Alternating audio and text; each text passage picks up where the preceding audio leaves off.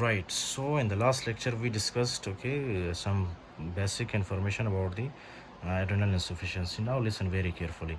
Adrenal insufficiency में मैंने आपको बताया था कि क्या होता है, इसमें कोर्टिसोल का लेवल कम होता है. ओके, तो ये है हमारे पास कोर्टिसोल का लेवल कम हो गया. ओके, एड्रेनल इंसफिशिएंसी में. अब just forget about that. Okay, adrenal insufficiency, just remember कि ये कोर्टिसोल का नॉर्मली फंक्शन क्या है. Listen very carefully. आपको पता है आपके पास लीवर होता है. Okay, right. आपके पास क्या होता है, जिगर होता है.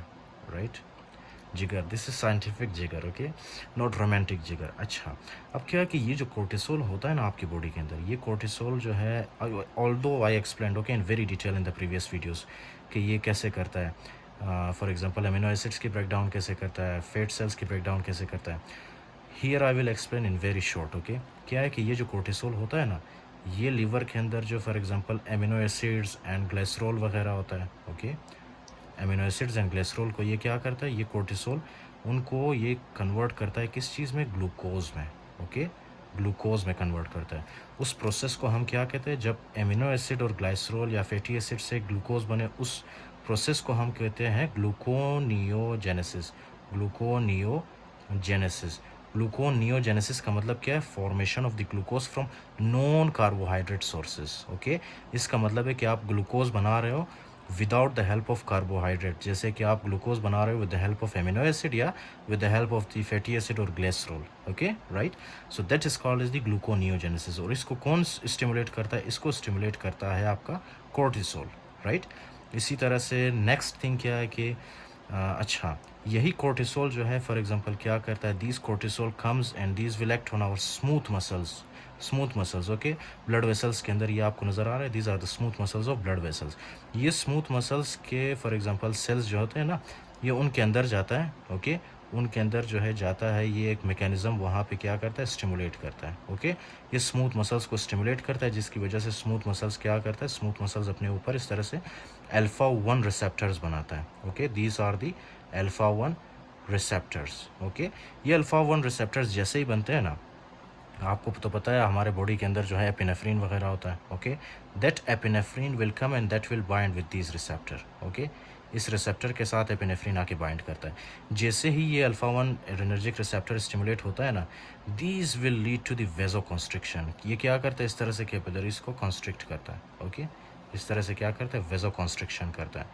VASO, वेजो constriction. राइट, ये करता है वेजो कॉन्स्ट्रिक्शन, जिसकी वजह से क्या होगा, जब वेजो कॉन्स्ट्रिक्शन होगा, जाहिर सी बात है कि उससे जो है सिस्टेमिक वैस्कुलर रेजिस्टेंस बढ़ जाता है, जिसकी वजह से आपका BP बढ़ जाता है. ओके, ब्लड प्रेशर बढ़ता है. Right. Okay, this is what happens when cortisol is released. अच्छा, now this is very simple. जब कोर्टिसोल नहीं होगा तो क्या ये ग्लूकोज बनेगा, ग्लूकोज नहीं होगा, जिसकी वजह से आपके ब्लड के अंदर क्या होगा, ग्लूकोज की कमी होगी. ग्लूकोज की कमी को हम क्या कहते हैं, हाइपोग्लाइसीमिया. ओके, ये जो पेशेंट्स होते हैं, जब इनके बॉडी के अंदर ग्लूकोज नहीं होता तो जाहिर सी बात है ये जो है हमेशा क्या होता है, एक तो ये लेथार्जिक होते हैं. Okay, lethargic. उसके अलावा ये फटीग होते हैं. ओके, फटीग, ये बिल्कुल जो है ना ऐसे इनको जो है फटीग ज़्यादा होती है. ओके, लेथार्जिक होते हैं, मतलब इनके बॉडी के अंदर they will feel less energetic. Right. Okay, so from the clinical features you can obviously जज दीज पीपल. अच्छा, एक तो ग्लूकोज की डेफिशिएंसी होती है. Right, and the second one is the, late me explain for you the concept of the hypotension. Okay, जाहिर सी बात है, जब सिस्टेमिक वैस्कुलर रेजिस्टेंस नहीं होगा, ब्लड प्रेशर इंक्रीज नहीं होगा, तो क्या होगा, that will lead to hypotension. Okay, hypotension. Right. अब हाइपोटेंशन का क्या इफेक्ट होता है, let me explain for you. For example ये मैं आपको यहाँ पे एक्सप्लेन करता हूँ. Listen very careful. Okay, this is very conceptual, you must take this concept. अच्छा, ये एक पर्सन है which is in lying down position. Okay, for example you are in lying down position. जब आप सो रहे होते हो, डू यू नो, ये जो ब्लड होता है ना आपकी बॉडी के अंदर, that is equally distributed in all over your body. Okay, लेकिन उसके बाद थोड़ी देर बाद जब आप उठते हो ना, फॉर एग्जांपल ये है, थोड़ी देर बाद जब आप उठते हो, राइट, तो क्या होता है कि ये जितना भी ब्लड होता है ना आपकी बॉडी के अंदर, वो ब्लड क्या होता है, ड्यू टू ग्रेविटी, ग्रेविटी क्या करता है, उस ब्लड को आपके बॉडी के नीचे की तरफ जो है वो पुल करता है. राइट, आपकी बॉडी के अंदर जितना भी ब्लड होता है वो ऊपर से नीचे की तरफ आता है. क्यों होता है, क्योंकि ग्रेविटी होता है. राइट, तो उसमें क्या होता है कि जब उस टाइम आपके बॉडी के अंदर जब कोर्टिसोल रिलीज़ होता है ना, कोर्टिसोल क्या करवाता था? वेज़ोकंस्ट्रिक्शन, ओके? तो ये जो आपका लोअर लिम्ब है, ये जो आपके पास फॉर एग्जांपल ब्लड वेसल्स होते हैं ना यहाँ पे, वो एकदम से ऐसे कॉन्स्ट्रिक्ट होते हैं। तो जैसे ही वो ब्लड वेसल्स कॉन्स्ट्रिक्ट होते हैं तो ब्लड वापस ऊपर की तरफ फ्लो करना स्टार्ट करता है, और वो ब्लड आपके ब्रेन को पहुँचता है, आपके हार्ट को, आपके लिम्ब्स को, राइट? तो एज़ अ रिज़ल्ट क्या होगा? आपको हाइपोटेंशन नहीं होगा, राइट? तो जब फॉर एग्जांपल ये वाले पेशेंट्स जिनके बॉडी के अंदर कोर्टिसोल की कमी होती है, उनके बॉडी के अंदर वेज़ोकंस्ट्रिक्शन नहीं होता जब वो उठते हैं, फाइन? जब वेज़ोकंस्ट्रिक्शन नहीं होगा तो ये जो ब्लड है ना, ये नीचे से ऊपर की तरफ नहीं जाएगा। जब ये नीचे से ऊपर की तरफ नहीं जाएगा, सो ये ब्लड इनके ब्रेन तक नहीं पहुंचता। जब ब्लड ब्रेन तक नहीं पहुंचता, right, that will lead to blackouts. आपको पता है कुछ लोग जब वो उठते हैं तो एकदम से उनके आंखों के सामने अंधेरा छा जाता है, right? That is called as the blackout, right? Blackouts वो किस वजह से होता है? वो होता है हाइपोटेंशन की वजह से। और इस टाइप ऑफ हाइपोटेंशन को हम क्या कहते हैं? Orthostatic hypotension, okay? Orthostatic hypotension, sorry, okay? This is called as the orthostatic hypotension. So this is what happens when cortisol is reduced in your body. The next one, listen very carefully. इसमें मैंने आपको बताया था primary में क्या होता है। Primary adrenal insufficiency में एक तो कोर्टिसोल रिड्यूस होता है, which we discuss the clinical features, कैसे आपके पास पेशेंट आता है। उसके बाद है एल्डोस्टेरोन बी रिड्यूस होता है। अब एल्डोस्टेरोन क्या करता है? Listen very carefully, okay? This is for example the aldosterone. अब ये एल्डोस्टेरोन नॉर्मली क्या करता है? एल्डोस्टेरोन जो है ना, ये एल्डोस्टेरोन जब रिलीज़ होता है, ये आपके पास है फॉर एग्जांपल किडनी के अंदर क्या होता है? नेफ्रॉन। ये नेफ्रॉन है, okay? Proximal convoluted tubule, loop of Henle, उसके बाद डिस्टल कॉन्वोलेटेड ट्यूब्यूल, उसके बाद लूप ऑफ क्या कहते हैं इसको? Collecting duct, right? ये जो डिस्टल कॉन्वोलेटेड ट्यूब्यूल है, इसमें क्या होता है? इसमें होता है एक सेल जिसका नाम है प्रिंसिपल सेल, ओके? ये एल्डोस्टेरोन आके इस प्रिंसिपल सेल के अंदर जाता है। प्रिंसिपल सेल के अंदर एल्डोस्टेरोन का रिसेप्टर होता है। जैसे ये रिसेप्टर स्टिमुलेट होता है ना एल्डोस्टेरोन की वजह से, तो ये प्रिंसिपल सेल क्या करता है? ये बनाता है अपने ऊपर या अपने फॉर एग्जांपल साइड पे क्या बनाता है? ये सोडियम के channels, okay? As a result क्या होगा? आपको पता है ना, आपके ब्लड के अंदर क्या होता है? सोडियम होता है। आपके ब्लड के अंदर जो है इस तरह से वाटर होता है, और वो सोडियम और वाटर इस तरह से फिल्टर होके आते हैं नेफ्रॉन के अंदर। फिर यहाँ से नेफ्रॉन से ये जाते हैं फॉर एग्जांपल क्या है? डिस्टल कॉन्वोलेटेड ट्यूब्यूल में।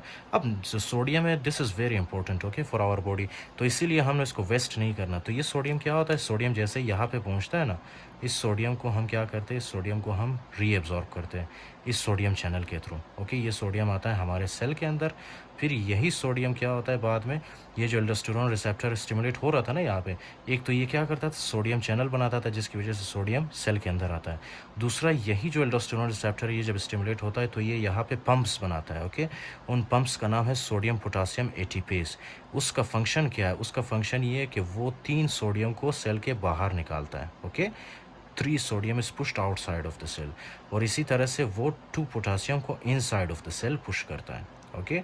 2 पोटासियम को inside of the cell push करता है, राइट? इसी तरह से क्या है कि ये जो है ना आपके पास, ये एल्डोस्टेरोन जैसे स्टिमुलेट होता है तो ये कुछ चैनल्स बनाता है, जो कि ये चैनल्स क्या करता है? पोटासियम को हमारे बॉडी से इस तरह से यूरिन में भेज देता है, ओके? ये 2 पोटासियम को यूरिन के अंदर भेज देता है। You must remember one more thing, okay, कि यहाँ पे कुछ और भी इस तरह से क्या होते हैं? फॉर एग्जांपल चैनल्स होते हैं। वो चैनल्स क्या करते हैं? इस तरह से हाइड्रोजन आयन को एक्सेप्ट करते हैं बाहर से, यानी ब्लड के अंदर से हाइड्रोजन आयन को लेके आते हैं कहाँ पे? हमारे सेल में, प्रिंसिपल सेल में। फिर यहाँ से ये हाइड्रोजन आयन चैनल्स के थ्रू क्या होता है? ये चैनल्स के थ्रू जाता है हमारे बॉडी से बाहर, okay? This is what happens normally in your body with the help of the aldosterone. Now listen very carefully. मैंने आपको बताया था कि इसमें क्या होता है? एल्डोस्टेरोन की कमी होती है। एल्डोस्टेरोन जैसे ही कम होता है ना आपकी बॉडी के अंदर ड्यू टू एड्रेनल इंसफिशिएंसी, ये एल्डोस्टेरोन यहाँ पे इस रिसेप्टर को स्टिमुलेट नहीं कर पाता, जिसकी वजह से ये चैनल्स नहीं बनते। तो जाहिर सी बात है, जब चैनल्स नहीं बनेंगे तो ये सोडियम क्या होगा? सोडियम सारा चला जाएगा हमारे यूरिन के अंदर, ओके? तो यूरिन के अंदर आपको क्या मिलेगा? सोडियम। और बॉडी के अंदर आपको क्या मिलेगा? जब सारा सोडियम यूरिन के अंदर चला जाएगा तो सोडियम की डेफिशिएंसी होगी बॉडी के अंदर। That is called as the hyponatremia, okay? That is called as the hyponatremia, right? Hyponatremia. उसके बाद ये ना कि ये क्या कर रहा था? यही जो हमारे पास है फॉर एग्जांपल एल्डोस्टेरोन, यहाँ पे सोडियम पोटासियम एटीपेज और हाइड्रोजन के लिए चैनल्स बना रहा था, राइट? तो क्या है कि ये चैनल्स नहीं बनेंगे, जिसकी वजह से ये जो हमारे पास है ना 2 पोटासियम, ये सेल के अंदर नहीं जा पाएंगे, जिसकी वजह से जब सेल के अंदर नहीं जा पाएंगे तो जाहिर सी बात है ये सेल से बाहर नहीं निकलेंगे, फाइन? तो ये जो पोटासियम और ये जो हाइड्रोजन है, राइट, ये क्या होगा, ये हमारे ब्लड के अंदर इस तरह से एक्यूमुलेट होता जाएगा। ओके, जब ब्लड के अंदर पोटासियम और हाइड्रोजन की कॉन्सेंट्रेशन ज़्यादा होती है, so that is called is the hyperkalemia. Hyperkalemia का मतलब क्या है कि जब पोटासियम की कॉन्सेंट्रेशन ब्लड के अंदर बहुत ज़्यादा हो, और जब हाइड्रोजन की कॉन्सेंट्रेशन ज़्यादा होती है, ओके, हाइड्रोजन की कॉन्सेंट्रेशन जब ज़्यादा होती है, that is called is the metabolic acidosis. Metabolic acidosis. Now this acidosis is very dangerous for our body, okay, क्योंकि ये सारे क्या है, hydrogen ions can damage our body, right. अच्छा, so this is all about the primary adrenal insufficiency, and I hope I have discussed everything with you guys.